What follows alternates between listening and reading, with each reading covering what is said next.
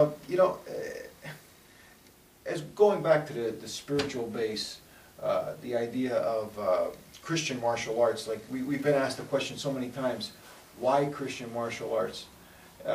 Did any of your teachers have anything to say about the spiritual base in martial arts, about spirituality in martial arts? Well, I think there's always a level of spirituality involved, you know. In almost anything. Yeah, almost anything. But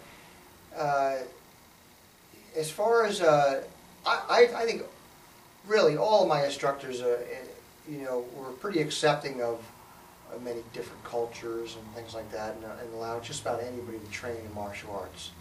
And I think that's a good thing, and I think it's good to have camaraderie in those areas as well. But there were also times, and I happen to have some really good instructors that had good character and some good values, that you know, it was evident that they were trying to do the right thing. You know, I mean, they're basically good people and so on, but they didn't necessarily have everything right with God.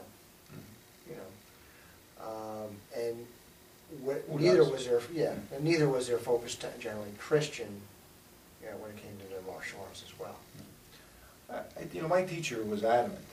We come from a long tradition too, and my teacher was adamant that in martial arts, that a person's spiritual base was very, very important, because we're dealing with a life and death struggle. We're dealing with Mortal Kombat, and there's spiritual and moral questions that come up during that. And he felt that the individual's spiritual base should be primary.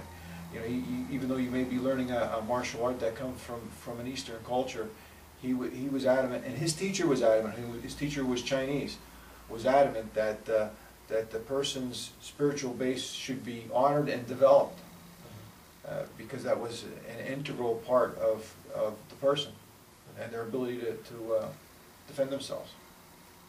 Yeah. So.